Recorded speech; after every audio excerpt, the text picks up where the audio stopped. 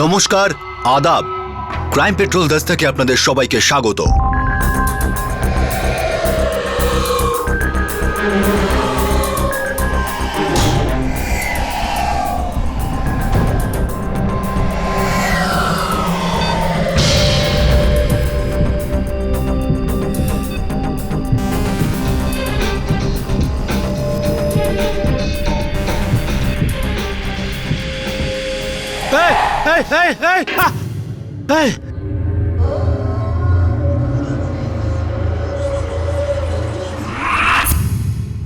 একটা জঙ্গল, একজন মানুষ, একটা সাপ আর একটা দুর্ঘটনা।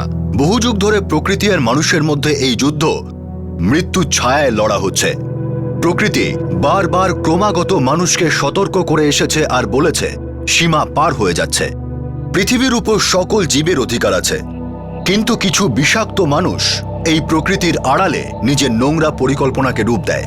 আজকের এই কেস কোনো অ্যাক্সিডেন্ট নয়, বরং একটা ষড়যন্ত্র ছিল। একটা খুন ছিল আর তাতে একটা সাপকে অস্ত্র বানানো হয়েছিল। মার্চ 2010, নাগপুর, মহারাষ্ট্র।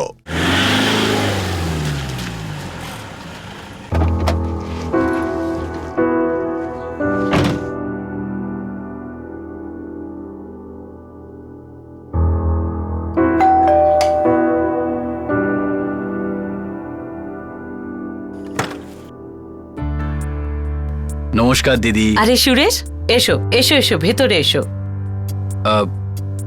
দিদি, এটা সাহেব পাঠালেন। সাহেব নিজে আসতে পারলেন না? কি আর এসে যায় মা, বাবার না আসাটা তো কোনো নতুন ব্যাপার না, তাই না? নমস্কার। ভালো আছেন তো সঞ্জয় দাদা? সাহেব মামুহর গ্রামে গিয়েছেন কিছু জমি জমার ব্যাপারে। আমি বুঝি সুরেশ, তুমি টাকা নিয়ে এসেছো, এটা অনেক বড় ব্যাপার। আমি চলি। হ্যাঁ। সঞ্জয়, হ্যাঁ। এই টাকাটা ব্যাংকে ডিপোজিট করে দাও। আরে ভিতরের এই ডাক, এই বিষ ছেড়ে ফেলে দে বাবা। যা হবার তা হয়ে গেছে। খারাপ স্মৃতি জীবনকে নষ্ট করে দেয় বাবা। জ্ঞান দেওয়া হয়ে গেছে। এই নে। মা, কিছু বই কেনার ছিল। সঞ্জয়কে এক্ষুনি টাকা দিয়েছি, ওর কাছ থেকে নিয়ে নে। কি দাদা, সকাল সকাল মুড অফ? এই গুপি, কত চাই বল? এই 2-4 লাখ। না না, এখন 500ই যথেষ্ট। নিয়ে যা, ভিক্ষার টাকা এটা। সাহেব পাঠিয়েছেন। সাহেবের আমাদের জন্য খুব চিন্তা থাকে, মাঝে মধ্যে যখন ওনার দয়া হয় তখন পাঠিয়ে দেন। আরে ছাড়ো না দাদা, কি একই কথা নিয়ে তোমার রেকর্ড বেজেই চলে। আমার না পুরো কনফিডেন্স আছে যে একদিন না একদিন এই টাকাটা খুচরো হবে, আর একদিন আমরা এত বড় হয়ে যাবো যে ভাবতেই পারবে না। আর ততদিন ভিক্ষার টাকায় বেঁচে থাকতে হবে, তাই না? কি দাদা, তুমি এত ঘেন্না পুষে রাখো কেন? কারণ আমার অধিকার, তোর অধিকার আর মায়ের অধিকার, আমাদের তিনজনের অধিকার একটা সাপ খেয়ে নিল। আর যতক্ষণ না আমি আমার অধিকার পেয়ে যাচ্ছি ততক্ষণ আমি ঘৃণা পুষে রাখবো বস। ভালো করে পুষে রাখবো। আসছি আমি।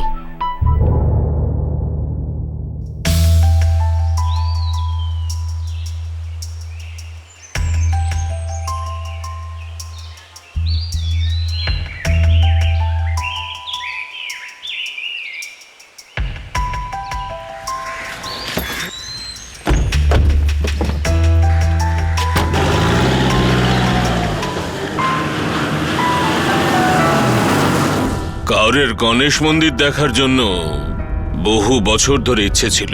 ভগবান তো আকাশেই থাকেন, কিন্তু তোমার চোখ তো জমির থেকে সরেই না। প্রপার্টি প্রপার্টি প্রপার্টি, ব্যাস তোমায় শুধু প্রপার্টির ভূতই চেপে থাকে। এই ভূতটাই আমাদের রুটি খাওয়ায়। কাজ আছে তো আমি আছি। যদি কাজের দিকে মন না দিই তো এইভাবে হাত থেকে পিছলে যাবে। আর বয়সটা তো বেরিয়ে যাচ্ছে গোখলে বাবু। টাইম টু টাইম সম্পর্কগুলোকে সময় দিতে হবে না? ব্যাস, বাকি সব প্রপার্টির আমি বন্দোবস্ত করেই ফেলেছি। 2-4টে প্রপার্টির ব্যাপার আছে, সেগুলোকে একটু সেটেল করে নি। বাকি সমস্ত সময় তোমার। এক যুগ ধরে এটাই বলে আসছো তুমি। এই বয়স্ক দম্পতি নিজেদের জীবনের শেষ সময়টা একসাথে কাটাতে চেয়েছিলেন, কিন্তু ভাগ্যের ইচ্ছা অন্য কিছু ছিল। সেদিন সন্ধেবেলা জগদীশ আর নমিতা ড্রাইভার ওনাদের হসপিটালে নিয়ে আসেন। দুজনই জীবন আর মৃত্যুর মাঝখানে আটকে ছিলেন। সাহেব কিচ্ছু হবে না সাহেব। Doctor, doctor!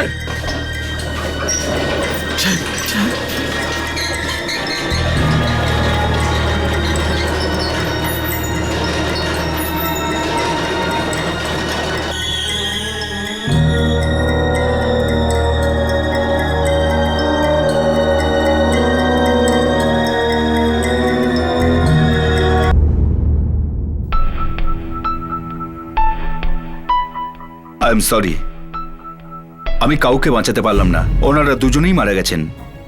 আসলে তুমি যখন ওনাদের এখানে এনেছিলে তখন ওনারা দুজনেই মারা গিয়েছিলেন। সিস্টার, পুলিশকে ফোন করো, এটা police case. All right sir.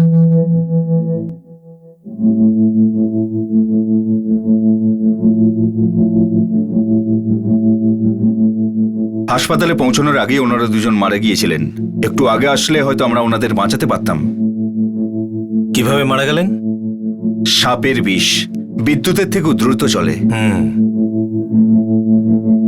এই দেখুন, সেই বিষ আর সেই সাপ। আর এই দুজনকে ওদের ড্রাইভার এখানে নিয়ে আসে। এই দুটো লাশকে, হ্যাঁ, ড্রাইভার নিয়ে এসেছিল। কি প্যাটেল, একটাই সাপ তোমার মালিক আর মালকিনকে একই টাইমে কামড়ালো? আমি সাহেব আর মেম সাহেবকে মাহুরে নিয়ে যাচ্ছিলাম। ওখানে একটা মন্দিরে প্রণাম করতে চেয়েছিলেন সাহেব। হঠাৎ করে রাস্তার মাঝে গাড়ি থামাতে বললেন।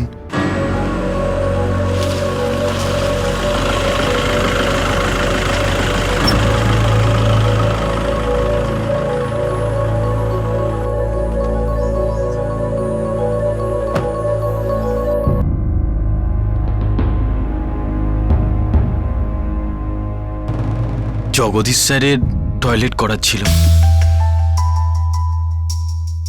কি সুন্দর আর শান্ত আবহাওয়া এখানকার। পুরো ছোটবেলা এইসব খেতেই কেটেছে আমার।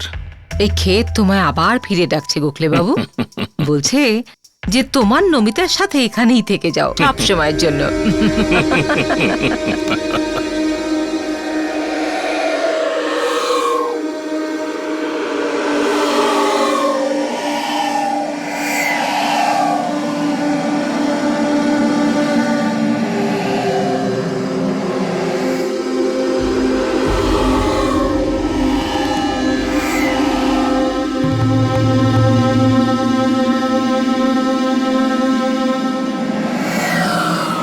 নমিতা, কি হয়েছে?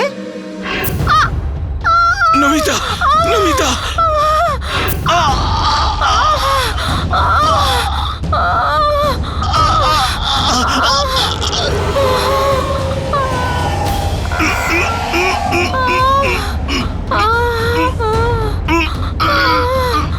স্যার, তারপর আমি সাহেব আর মেম সাহেবকে গাড়িতে করে ফুল স্পিডে নাগপুরে নিয়ে আসি। হাসপাতালে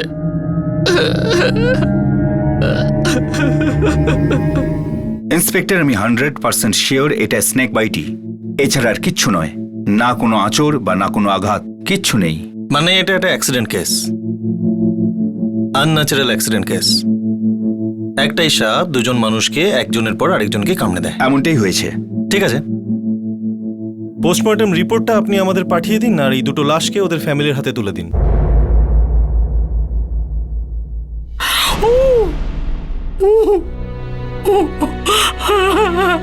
হে ভগবান, হে ভগবান! কাল সকালে শ্রাদ্ধ শান্তি। সঞ্জয় দাদা, তোমায় আগুন দিতে হবে। আগুন তো অনেক আগে লেগেছিল পাটিল, আবার কিসের আগুন? আর আমায় এই কথাটা বলার সাহস হলো কি করে তোমার? এই বাড়ি থেকে কেউ মরার মুখ দেখতে যাবে না, দূর হয়ে যাও এখান থেকে। আগুন?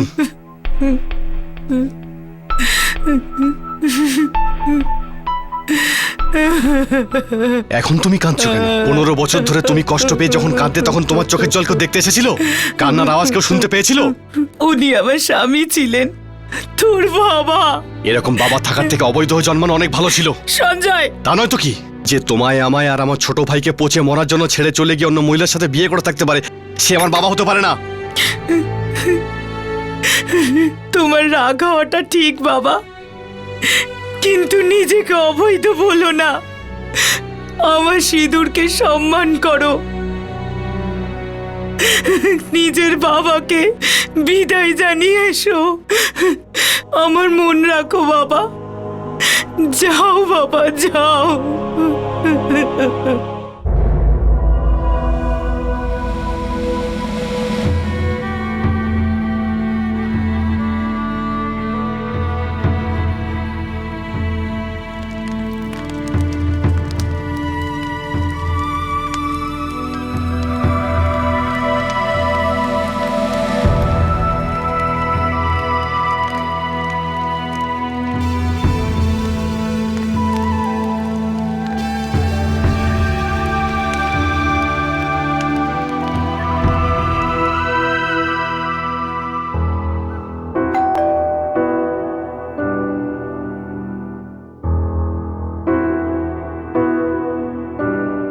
আমি অ্যাডভোকেট মাহাত্রে। মিস্টার জগদীশ গোখলে আমার ক্লায়েন্ট ছিলেন। আসুন না, ভেতরে আসুন।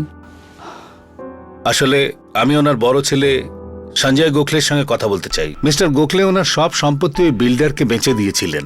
ব্যাস, প্রপার্টির একটা দুটো জিনিস রয়ে গেছে। সেটা কি জল দিয়ে ধুয়ে খাবো? এখানে কেন এসেছেন সেটা বলুন। আমাদের নামে একটা কার্ডও রেখে যায়নি হয়তো। কারেক্ট।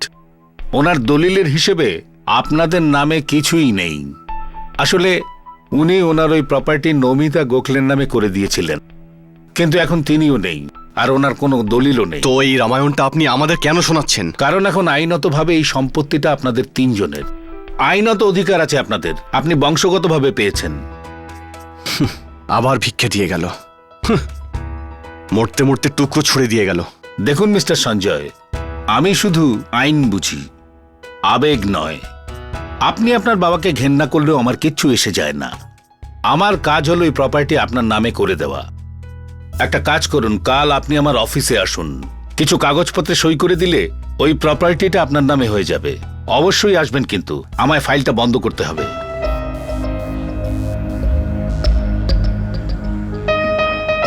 ভাগ্যের কি অদ্ভুত খেলা, তাই না? বেঁচে থাকতে আমাদের সবাইকে মেরে ফেললো, আর মারা যাওয়ার পরে আমাদের সবকিছু দিয়ে যেতে হলো। খুব কষ্ট পাচ্ছে হয়তো ওর আত্মা, আর তার থেকেও বেশি কষ্ট পাচ্ছে ওই মহিলার আত্মাটা। ভালো হয়েছে। খুবই দুর্ভাগ্যজনক ব্যাপার ছিল যে একটা সাপের কামড়ে জগদীশ গোখলে আর নমিতা গোখলের মৃত্যু হয়েছিল। দুজনই প্রাকৃতিক সৌন্দর্য এনজয় করছিলেন। হঠাৎই ঝোপের থেকে অজানা বিষাক্ত, মহাবিষাক্ত সাপ বেরিয়ে আসে আর দুজনকে একে একে কামড়ে দিয়ে সেখান থেকে পালিয়ে যায়। ভগবানের দর্শন করতে আসা এই দম্পতি সোজা মৃত্যুর কাছে পৌঁছে যায়। দেখতে গেলে এটা একটা অসাধারণ অ্যাক্সিডেন্ট, কিন্তু পুলিশের নজরও তো অসাধারণ হয়। সে যতই হালকা হোক না কেন, অপরাধের ছায়া তাদের দৃষ্টি এড়ায় না। সাহেব, দুটো জোড়ালো প্রপার্টিজ।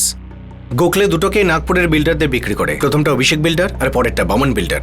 তার মানে তো জগদীশ গোখলের ব্যাংক অ্যাকাউন্টে টাকা একেবারে ছাপিয়ে পড়ছে। অনেক পরিমাণে স্যার। আর নিজের অবর্তমানে একটা বাংলো রেখে গেছেন উনি। আগারকার এই জগদীশ গোখলে আর নমিতা গোখলে, এদের কজন সন্তান? একজনও না, কিন্তু প্রথম স্ত্রীর দুজন বাচ্চা আছে, সঞ্জয় আর অভয়। কিন্তু প্রপার্টি সব নমিতা গোখলের নামে ছিল। এখন নমিতা গোখলের মৃত্যুর পর বাই ডিফল্ট এই প্রপার্টি সঞ্জয়, অভয় আর ওদের মায়ের নামে যাবে স্যার। আর সাপের তো কোনো প্রপার্টি থেকে কিছু পাওয়ার ছিল না। হ্যাঁ সাহেব, আর একটা অদ্ভুত ব্যাপার আছে। কি? আমি গোখলের উকিলের সাথে কথা বলি। ও আমায় জানায় 6 মাস আগে গোখলের প্রথম স্ত্রীর যে বড় ছেলে ছিল সঞ্জয়, ও গ্রেফতার হয়েছিল। কি চার্জে? ও গোখলের একটা প্রপার্টি না বলে বিক্রি করে দেয় 2 কোটিতে। আর তাই বাবা ছেলের বিরুদ্ধে কেস করে দিয়েছিল। হ্যাঁ সাহেব। আগারকার ব্যাপারটা একটু গন্ডগোলে। আমার মনে হয় অ্যাক্সিডেন্টটা হয়নি, করানো হয়েছিল। স্যার, একটা কথা বুঝতে পারছি না, একটা সাপ একই সময়ে দুজনকে কামড়ায় কিভাবে? সেটাই তো আমাদের জানতে হবে আগারকার। হ্যাঁ, আমি বাবার একটা প্রপার্টি বিক্রি করেছিলাম, আর বাবা পুলিশ পাঠিয়ে আমাকে গ্রেপ্তারও করান। আমি 2 কোটি টাকা বাবাকে ফেরত দিয়ে দিই। হ্যাঁ, এটা আমি করেছিলাম। কেন এরকম করেছিলেন? কারণ আমি ভিক্ষা নিতে রাজি ছিলাম না। কোর্ট যতটা মেনটেন্যান্সের জন্য বলেছিল তার থেকে 1 টাকাও বেশি দিত না বাবা। ভিক্ষা পছন্দ ছিল না, কিন্তু ওনার টাকার খিদে ছিল। ওটা আমার অধিকার ছিল। মা আমাদের 2 ভাইয়ের, আমাদের 3 জনের। আর সেই জন্য আপনি অন্যায়ভাবে নিজের বাবার সিগনেচারের নকল হ্যাঁ করলেন। করেছি, কেসটা এখন কোর্টে চলছে। যেই দিন আপনার বাবা আর নমিতা গোখলেকে সাপে কামড়ায়, সেই দিন আপনি কোথায় ছিলেন? আমি নাগপুরে ছিলাম। আর দেখুন ইন্সপেক্টর, আপনি যদি আমাকে সন্দেহ করেন তাহলে বলবো আমাদের দুজনের সময় নষ্ট হচ্ছে। না আমি কোনো সাপ, আর না সাপুড়ে। কিন্তু আপনার মধ্যে বিষ তো একেবারে ভরে আছে। তাহলে তো আমার মরা উচিত ছিল, তাই না? আমি চুপচাপ বিষ পান করেছি আর বেঁচে থেকেছি। বাবা আর ওই মহিলা তাদের কর্মের ফল পেয়ে গেছে।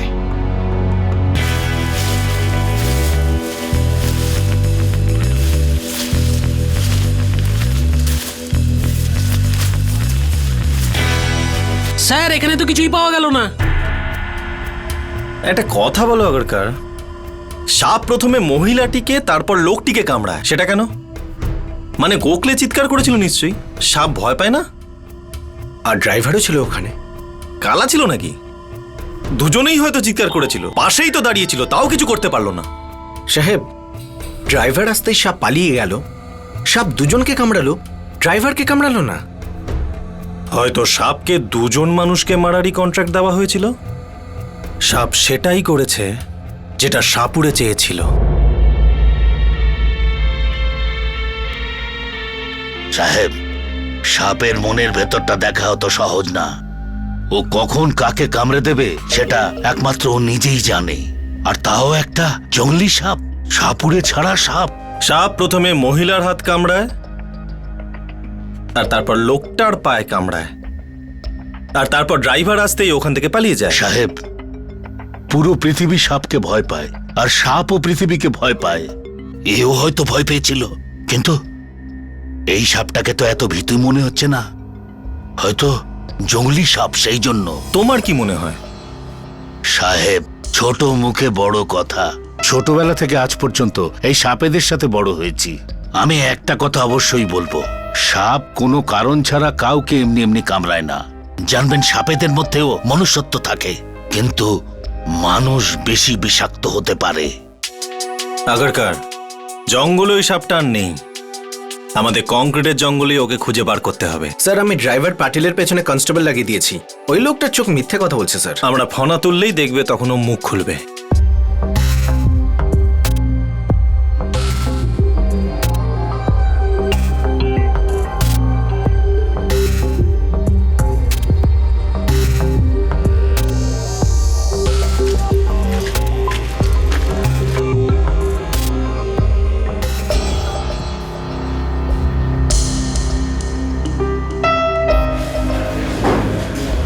কিছু নেবি?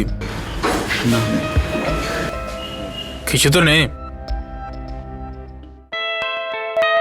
এই নে, তুই ঠিকই এগোচ্ছিস, এইভাবে এগিয়ে যা।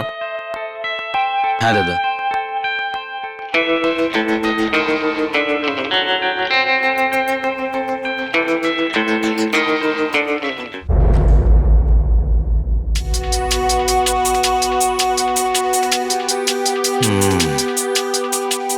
যখনই তুমি মুখ খুলেছিলে না, আমরা দুর্গন্ধ পেয়ে গেছিলাম, মিথ্যের দুর্গন্ধ।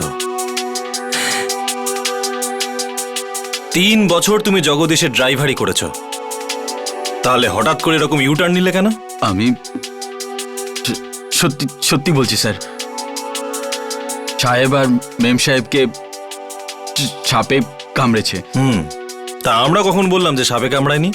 কিন্তু সাপটা ওখানে নিজের থেকে আসেনি, ওটাকে আনা হয়েছিল। কেন? এই জগলেকর কি করছে এখানে?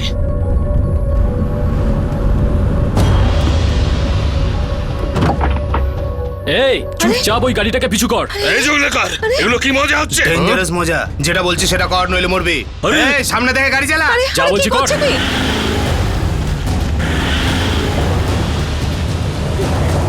আরে কি করছো ভাই? চোখলেকর বাবু এগুলো কি করছেন? এই চুপ চুপ, সামনে থেকে গাড়ি চালা।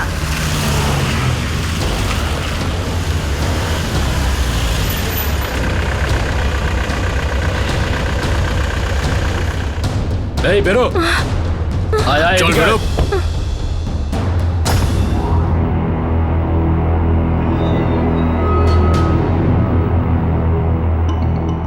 জগলেকার, কি চাই তোমার? আমি তো আমার প্রপার্টি সবসময় তোমার থ্রু দিয়ে বিক্রি করে আসছি, এখন কি ভুল করেছি?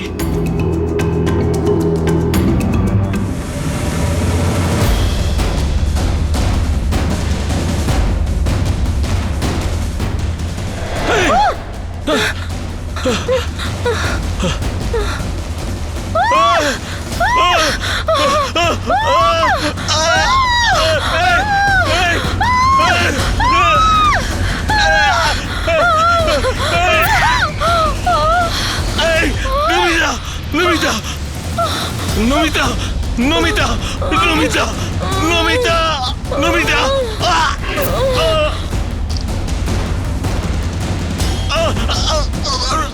এই বিষটা 6 জন লোকের জন্য যথেষ্ট। বুড়ো বুড়ির গল্প এবার শেষ।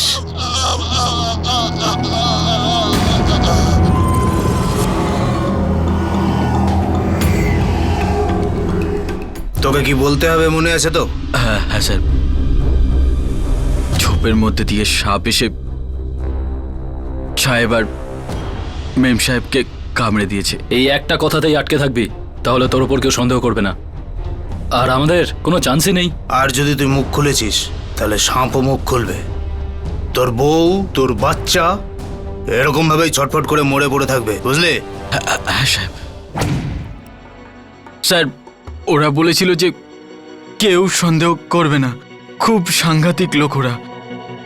আমি সত্যি বলে দিলে হুমকিটা সত্যি হয়ে যেত। আমার বউ আছে, ছোট ছোট বাচ্চাও আছে।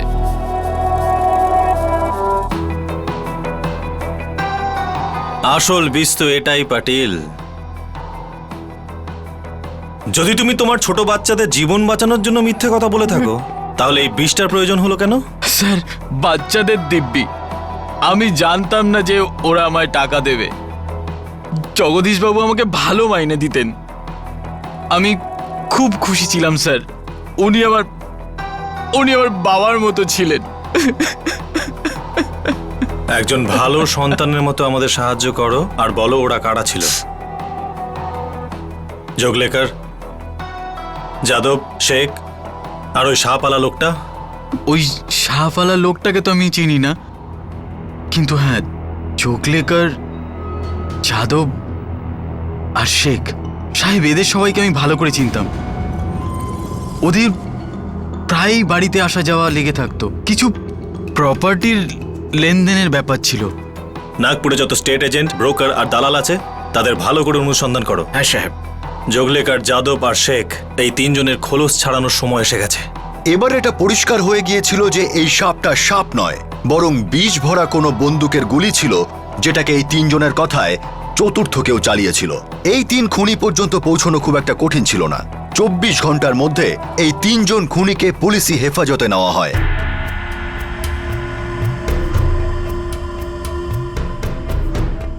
চতুর্থটা কে ছিল?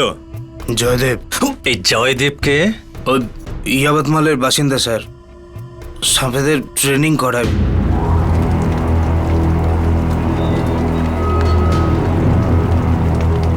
দেখো, সাপকে ধরে তাকে পোষ মানানো আলাদা ব্যাপার, কিন্তু বিষাক্ত সাপ দিয়ে কাউকে খুন করানোটা রিস্কি। রিস্কটা কার? সবাইকার, আর সব থেকে বেশি আমার। 25,000-এ তোর রিস্কটা কমবে কি? আজকের দিনে 25,000-এ কি হয়? এখন তো সাপ ধরাটাও অপরাধ, লুকিয়ে করতে হবে, তার উপরে সেটার হিসাব আর করা যাবে না। সব থেকে বড় রিস্ক হলো যে মার্ডার কেসে ফেঁসে যাওয়া। 25,000 আপনারাই ভাবুন। আমাদের কাছে এখন ভাববার সময় নেই, তুই এক্ষুনি ভেবে চিনতে বল, অ্যামাউন্টটা বল। কম করে 2 পেটি লাগবে। ওকে 2 লাখ দিলে আমাদের পোষাবে? ডান করে দে, কম করে কোটি টাকার মাল তো আসবে, ডান করে দে। 2 পেটিতে আমরা রাজি আছি। 50,000 এখন, বাকি কাজের পর। না, 1 পেটি এখনই আর কাজ হওয়ার পর আরেকটা। বুড়ো বুড়ি দুজন চিতাতে উঠবে তার গ্যারান্টি আমার। ঠিক আছে। জগদীশ গোখলের সাথে তোমাদের কি ডিলিং ছিল? আমরা ওর প্রপার্টির জন্য খদ্দের খুঁজে দিতাম সাহেব। আর তোমরা নিশ্চয়ই এর দালালি পেতে। 2%।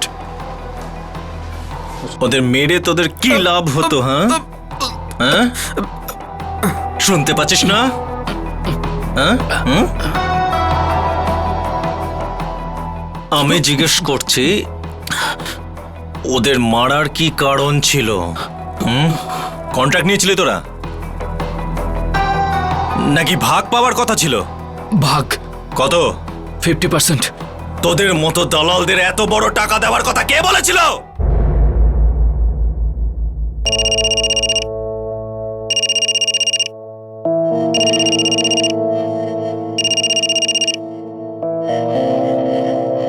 হ্যালো, হ্যাঁ আমি অফিসেই আছি, চলে আসুন।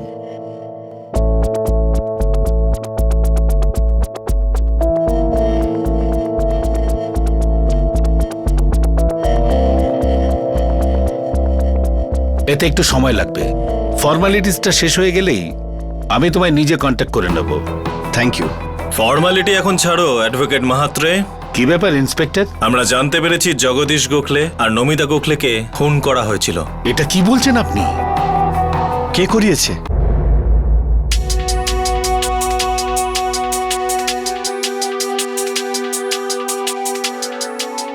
এইরকম কেস আমরা প্রথমবার দেখছি। মার্ডারের অস্ত্র বিষাক্ত সাপ, কিন্তু আলাদা আলাদা বন্দুক আর আলাদা আলাদা গুলির মতো বিষও আলাদা আলাদা হয়। তার একটা হলো হিংসার বিষ আর একটা লোভের। তুমি সাপটার ভেতর কোন বিষের গুলিটা ভরেছিলে সঞ্জয়? লোভের না হিংসার? একটা থাপ্পড় মারবো। মারো। সাহস হলো কি করে তোমার?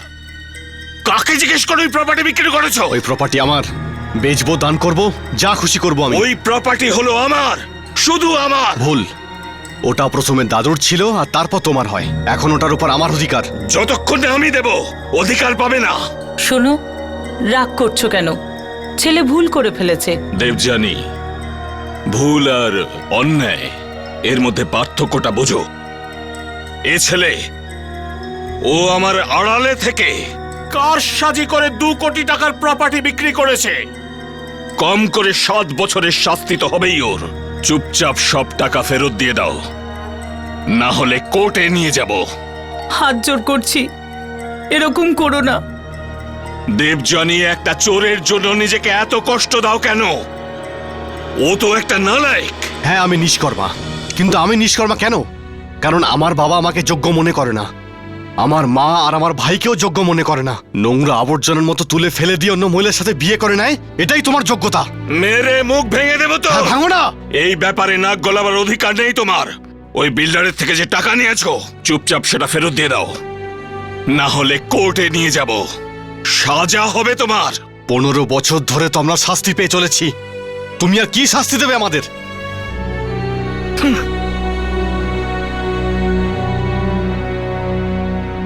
তুমি এখনো চাও যে এই লোকটাকে আমি বাবা বলে ডাকবো? এক ফোঁটাও লজ্জা ছিল না এই বুড়োর। এতগুলো প্রপার্টি ছিল আর তার মধ্যে এক কোনো জমি দিয়ে যেতে পারলো না। সারা জীবন কিপটেমি করে গেল। আমার কাছে ওর জীবনের কোনো গুরুত্ব নেই।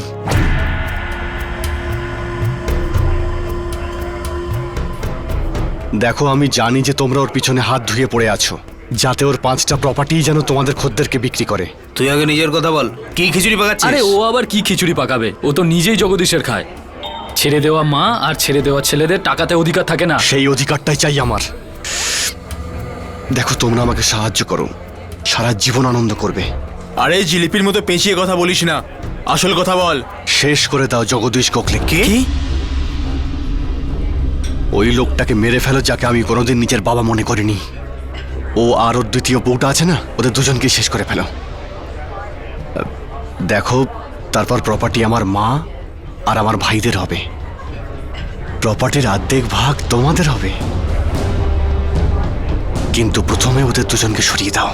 এই, তোর কি আমাদের সুপারি কিলার মনে হয়? হ্যাঁ, দাম দাম দাম গুলি করে দিলাম, তোর বাপ শেষ হয়ে গেল। হ্যাঁ, ও আমার বাবা না, প্লিজ। আর আমরাও কিন্তু খুনি না। খুন হবেই না। তাহলে মরবে কি করে? হাওয়া খেয়ে? বিষ খেয়ে। আর বিষটাকে খাওয়াবে?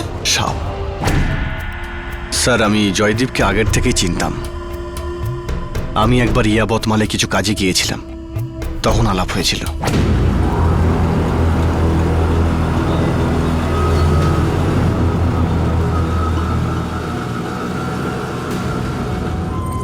এটা কে নিয়ে ঘুরছো ভাই? সাপটা আছে নাকি? সাপের পেটেতে তো সাপই থাকবে সাহেব, কিন্তু আপনি ঘাবড়াবেন না, এই সাপটা বিষাক্ত নয়, কামড়াবে না। আচ্ছা, সাপুড়ে নাকি তুমি? না না, আমি সাপের ভক্ত। ছোটবেলা থেকে আমার সাপেদের সাথে বন্ধুত্ব। আমি ওদের মানুষদের হাত থেকে বাঁচাই আর সাপুড়েদের কাছে দিয়ে দিই। সাপ ধরা আমার শখ। খুব ভালো শখ তো। তোমার বুদ্ধির জবাব নেই সঞ্জয়, কিন্তু তোমার এটা ভাবা উচিত হয়নি যে পুলিশ সবসময় অন্ধকারে থাকবে। স্যার, সাপটা পাওয়া যায়নি। স্যার, আমি এটাকে বলে দিয়েছি যে সাপটাকে আমি জঙ্গলে ছেড়ে দিয়েছি। জীবন্ত হাতিয়ার ছিল ওটা স্যার। খুনি তো পেয়ে গেলেন আপনি, কিন্তু হাতিয়ার পাননি। আর হাতিয়ার ছাড়া কোর্টে প্রমাণ করতে আপনার অসুবিধে হবে। এদের সবাইকে নিয়ে যাও। এই চল, এই চল চল চল।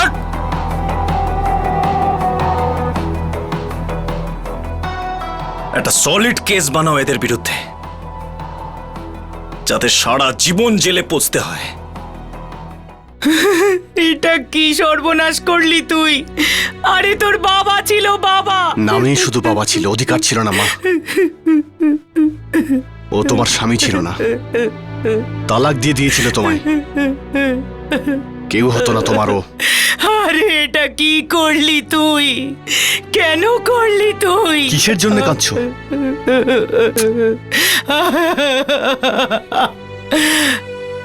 হে ভগবান, এটা কি হলো?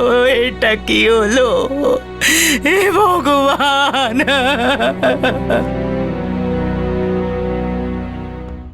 সাপ বা অন্য কোনো জীবকে ওয়েপেন অফ মার্ডার বানানো কোনো নতুন ব্যাপার নয়, কিন্তু আইন এখানে সাপকে খুনি মনে করে।